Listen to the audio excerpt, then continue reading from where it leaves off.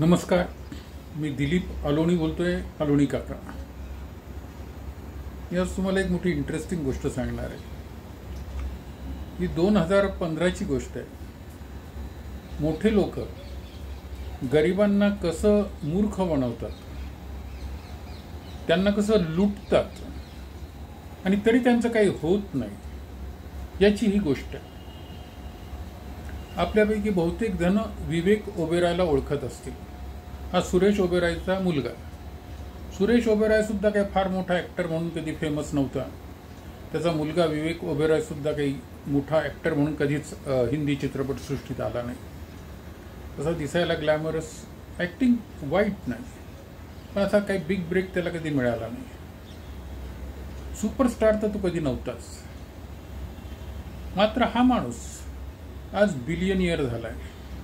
त्याबद्दल त्याचे व्हिडिओ सुद्धा आहेत. आता मी आत्ता जो व्हिडिओ टाकलाय तो बघा. त्याच्यामध्ये तो बिलियनियर कसा आहे याची माहिती आहे. तुम्ही तो व्हिडिओ बघितला असेल.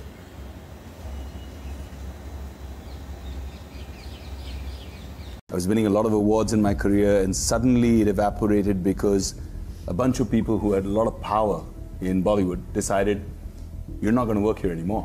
We'll make sure that happens. 22 साल के बॉलीवुड करियर में सिर्फ 30 फिल्म्स, उसमें से 24 फ्लॉप. मतलब 80% फिल्म जितने पैसों में बनी थी उतने भी पैसे रिकवर नहीं कर पाई. ये कहानी है विवेक ओबेरॉय के बॉलीवुड करियर की. ये कहना बिल्कुल भी गलत नहीं होगा कि विवेक ओबेरॉय बॉलीवुड के one of the most unsuccessful actor में से एक थे. पर एक बार आप ये हेडलाइन देखिए. Vivek Oberoi net worth is higher than Ranbir Kapoor, Allu Arjun and in fact Rajinikanth. In fact अगर इन तीनों के नेटवर्थ भी मिला दे तब भी विवेक ओबेरॉय की 1200 करोड़ की नेटवर्थ इन सबसे ज्यादा है. 10 सितंबर को विवेक ओबेरॉय गणेश चतुर्थी पर गणेश जी को 66 कैरेट का डायमंड तिलक चढ़ाते हैं और उसके सिर्फ 2 महीने बाद ही 12 करोड़ की रोल्स रॉय खरीद लेते हैं. पर पिछले 5 साल में कोई भी बॉलीवुड मूवी ना करने के बावजूद भी आखिर विवेक ओबेरॉय इतने ज्यादा पैसे कैसे कमा रहे हैं? वेल, इसके पीछे है उनके $multi-million बिजनेसेस. दुबई में अपनी रियल एस्टेट कंपनी है B&W developments, which is doing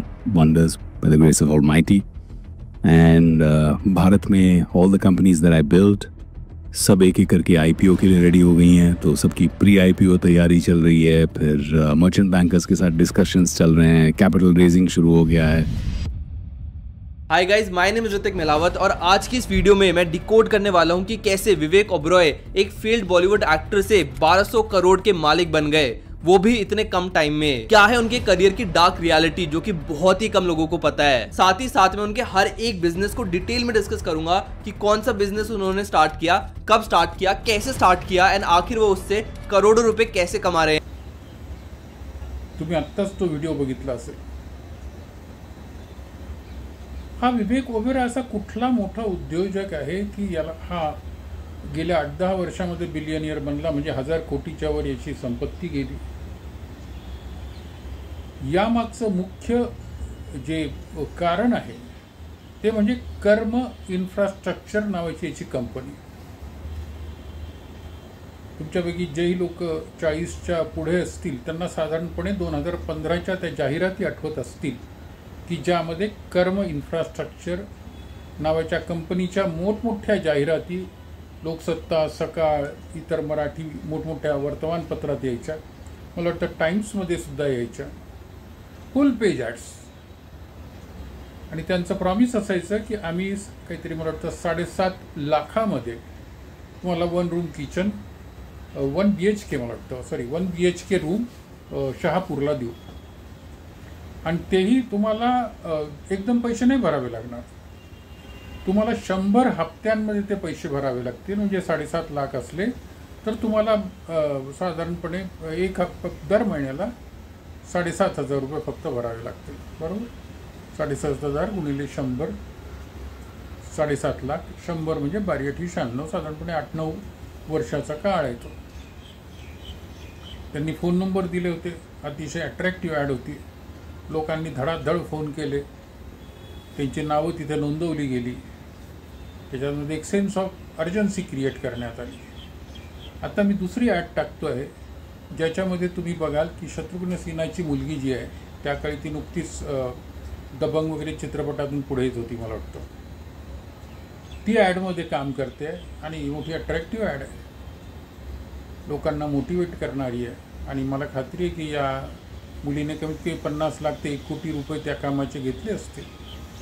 ज्या इतरही जाहिराती आहेत त्या जवळजवळ 4-5 कोटी रुपयाच्या होत्या. आणि ही जी कंपनी आहे हिच्या प्रमोटर 2 मराठी लोक आहेत. त्याच्यामध्ये प्रमोटरमध्ये विवेक ओबेरॉयचं नाव कुठेच नाही आहे. बरोबर. आधी आपण हिची मार्केटिंग बघू.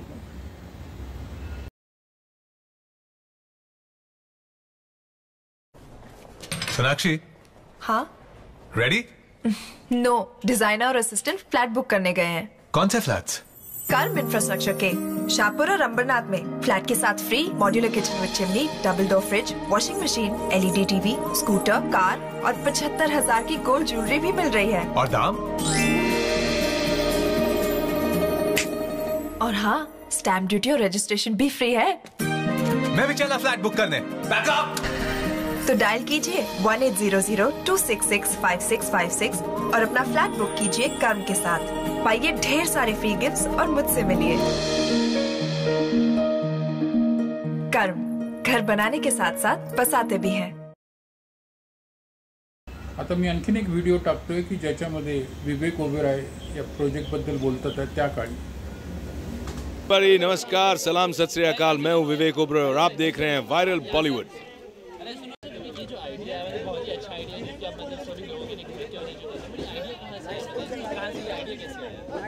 हमारे कर्म परिवार का एक मेरे बड़े भाई हैं, उनको बड़े भाई मानता हूँ मैं. तो उनका विजन ये है कि इस तरह से हम सब मिलके, और कर्म एक परिवार है जहाँ पे हर ऊपर से लेके नीचे तक की हर इंडिविजुअल की सोच सेम, एक विचारधारा, एक आइडियोलॉजी, एक थॉट प्रोसेस है. हम लोग प्रॉफिट के बारे में कभी बात ही नहीं करते हैं. कितना प्रॉफिट आएगा, कितना पैसा हम कमाएंगे, इसके बारे में बात नहीं करते हैं. 2 चीज़, क्वालिटी और ईज़, एक्सपीरियंस, सहूलियत. कैसा हम लोगों को सहूलियत दें. जैसे अभी हमने शाहपुर में 14,000 घर बेचे हैं, अभी रजिस्ट्रेशन प्रोसेस चल रहा है.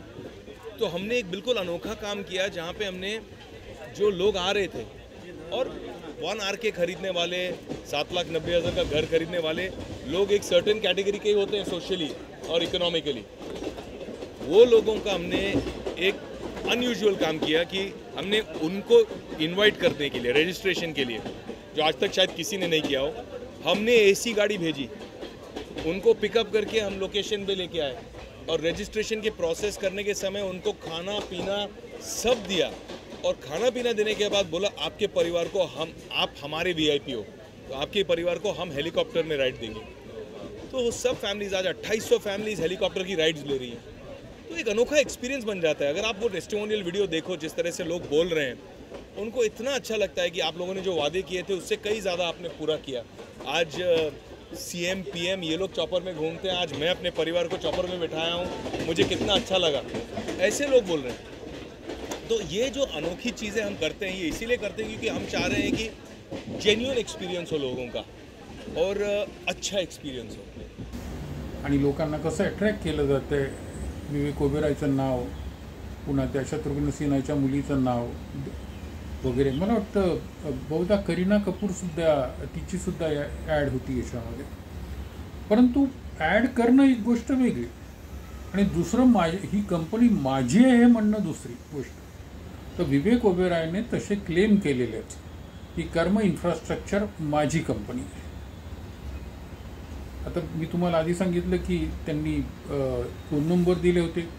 हजारो लोकांनी तिथे फोन केले, त्यांची नावं आणि त्यांचे फोन नंबर नोंद करण्यात आले आणि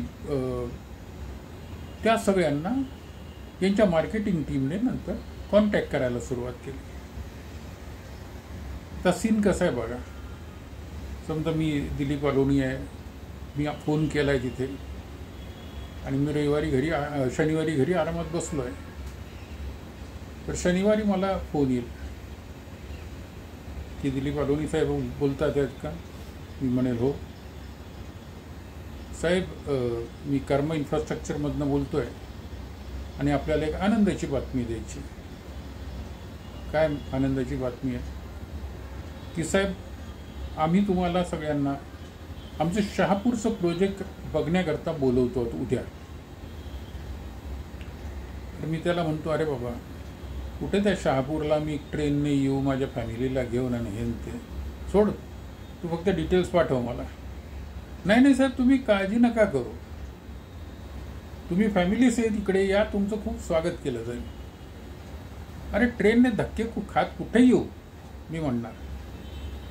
साहेब तुम्ही ट्रेन विसरूनच जा, आम्ही तुम्हाला एअर कंडिशन गाडी पाठवतोय घरी तुमच्या, तुम्हाला पिकअप करण्याकरता आणि तुमच्या फॅमिलीला. अच्छा वहिनी आहेत का तिथे?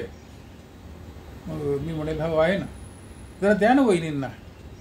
मग वहिनींना फोन दिला जाईल, मग हा नमस्कार चमत्कार करेल, म्हणेल की असं असं आहे, उद्या तुम्हाला आमचं प्रोजेक्ट बघायला यायचं आहे. तर वहिनी म्हणतील अहो कुठे मी स्वयंपाक करून इतकं करून इकडे तिकडे येऊ, घरी कोण नाही माझ्याकडे कामाला. ताई तुम्हाला स्वयंपाक वगैरे काही करायचं नाही आहे, तुम्ही इकडे यायचं, आम्ही गाडी पाठवतो एअर कंडिशन, यायचंय, चहा पाणी नाश्ता जेवण, दुपारचा नाश्ता आणि चहा सगळं काही इथे होणार आहे आमच्या पैशांनी. आता वहिनी तर खुश आहेत की पिकनिक होऊन जाईल पोरांसहित. बरं बरं, अच्छा साहेबांना द्या जरा. साहेबांना म्हणजे मला दिला जाईल फोन. साहेब वहिनी तर तयार आहेत. तर मी म्हणतो की वहिनी तयार आहेत तर त्याला आम्ही येतो, काय मोठी गोष्ट आहे, तू नाहीतरी मला फुकटामध्ये कॅब पाठवतोस. साहेब आणि आणखीन एक मोठी इंटरेस्टिंग गोष्ट आहे. अरे काय सांग, म्हणजे तुम्ही हेलिकॉप्टरमध्ये कधी बसले आहेत का? नाही बुवा मी नाही हेलिकॉप्टरमध्ये बसलो, मी विमानात बसलो आणि हेलिकॉप्टरमध्ये नाही बसलोय कधी. मग म्हणे तुमच्या फॅमिलीसहित आम्ही तुम्हाला हेलिकॉप्टरमध्ये उडवणार आहोत वरती आणि पूर्ण ते शहापूर दाखवणार आहोत आमचं प्रोजेक्ट. अरे बाबा ते हेलिकॉप्टरचे पैसे कोण भरेल, मी साधारण माणूस आहे. साहेब पैसे मागताय कोण? फुकटामध्ये तुम्हाला हेलिकॉप्टरमध्ये बसवलं जाईल, तुम्हाला फक्त तुमच्या फॅमिलीला, तुमच्यावर आणखीन कोणी नसणार. तर मी तर आणखीन उडतो. आणि हे सगळे जरा मोठ्याने बोलणं चाललं तर माझी बायकोही कांटव करून ऐकते. अच्छा मग पण हे तुम्हाला खर्च येईल ना एवढं, त्याचं काय? त्यामुळे त्याची काही फिकीर नका करू, फक्त आमची एक विनंती आहे म्हण की पहिला जो 7,500 रुपयाचा हप्ता आहे तो तुम्ही उद्या द्या आम्हाला कसंही करून, बाकी काही कंडिशन नाही. आता मी मनात म्हणतो नाहीतरी हेलिकॉप्टरमध्ये जर मी बसलो तर 20-25 हजार रुपये लागतील, 7,500 रुपयामध्ये ते काम होतंय, जास्तीत जास्त काय होईल पैसे खातील माझे, चला काय हरकत नाही. मी म्हणतो बरं. सकाळी 9ला गाडी येते खरंच मला घ्यायला. आम्ही सगळे फॅमिली कारमध्ये बसून शहापूरला पोहोचतो. तिथे आमचं एकदम चंगी स्वागत होतं. आमच्यासारखे अनेक जण आलेले असतात फॅमिलीसहित. चहा पाणी नाश्ता धमाल चालली, गाणे बजावणे. नंतर खरंच हेलिकॉप्टरने फिरवलं जातं. आधी माझ्याकडनं आता चेक घेतला जातो 7,500 मग हेलिकॉप्टरने फिरवलं जातं. संध्याकाळी चहा पाणी नाश्ता करून आम्ही घरी येतो आनंदाने. मी खुश, घरचे खुश आणि इतर फॅमिली खुश. विवेक ओबेरॉय जिंदाबाद. नंतर पुढच्या महिन्यात मी 7,500 भरतो वगैरे वगैरे असं मी सुरू करतो. मग एक दिवस मला अचानक लेटर येतं एका बँकेचं की तुम्ही आमच्याकडनं होम लोन घेतलंय त्याबद्दल कॉंग्रॅच्युलेशन्स, तुमचं होम लोन सँक्शन झालंय आणि त्याच्याकरता आम्ही 5 लाख रुपये ऑलरेडी त्या कंपनीला कर्म इन्फ्रास्ट्रक्चरला डिस्बर्स करून टाकलेले आहेत. तर यापुढे तुमचा EMI आमच्या नावाने येईल. मी म्हणतो अरे मी तर काय अप्लाय नाही केलं, काही नाही, मग हे सँक्शन कसं झालं? मी फोन करतो कर्मवाल्यांना. ते म्हणतात साहेब तुम्ही फिकीर नका करू, आमच्या तिथे फार चांगले संबंध आहेत, त्यांनी सँक्शन करून टाकलं की तुमच्यासारखा चांगला माणूस आहे, काय पैसे कुठे डुबणार नाहीत. मी म्हणतो ठीक आहे. अशा तऱ्हेने माझी EMI 7,500 त्या आता बँकेकडे जात असतात. 5-6 महिने लोटतात. मग मी एक शहापूरला असं एक चक्कर मारतो. यावेळी मात्र मी लोकल ट्रेनने जातो, 2nd क्लासने. बघतो तर काही झालेलं नाही तिथे. मी यांना फोन करतो, अरे अजून काय साहेब होत आहे ना, सगळे अरेंजमेंट होतात आहे, तुम्ही फिकीर नका करू. बघता 1 वर्ष जातं.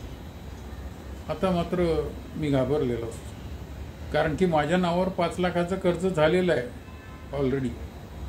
मी जबाबदार आहे त्याच्याकरता. मी ते डिनाय नाही केलेलं. 1 वर्ष जातं, 2 वर्ष जातं.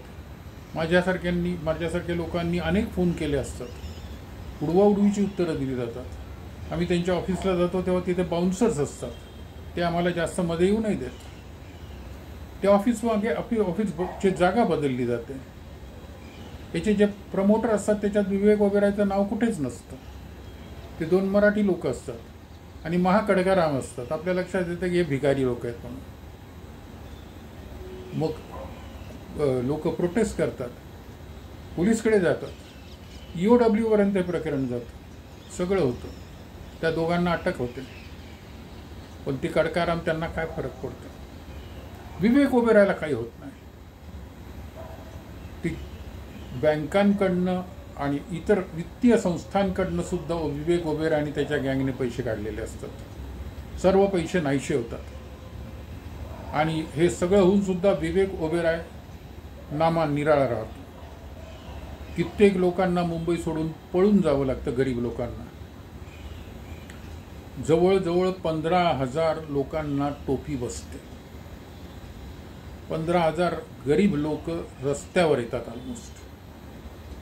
मला अनेकांचे फोन आलेले आहेत की साहेब मदत करा, साहेब मदत करा. याच्याकरता पहिली गोष्ट म्हणजे माझ्याजवळ त्या तरीची NGO पाहिजे किंवा कुठल्या तरी NGOने याच्यामध्ये पुढाकार घेतला पाहिजे.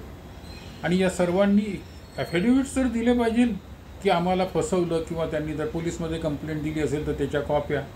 तर माणूस हायकोर्टामध्ये क्लास ॲक्शन लावू शकतो की हा विवेक ओबेरॉयला का नाही अटक झाली अजून. तसं काही होत नाही.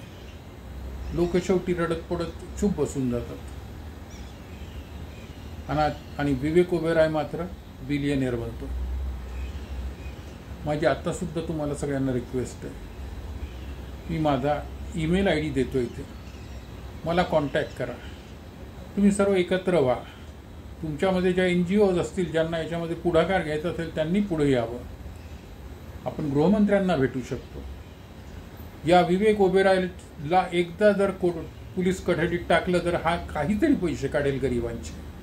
याच्याबरोबर आणखीनही श्रीमंतांची गँग आहे. हा एकटा नाही करत आहे हे काम. त्याच्याजवळ तेवढं डोकं नाही आहे. आणि याचा बाप सुरेश ओबेरॉय त्या ब्रह्मकुमारीच्या व्हिडिओजमध्ये दुनियेला शहाणपणा शिकवत फिरत असतो. हे सगळे असे चोर आहेत.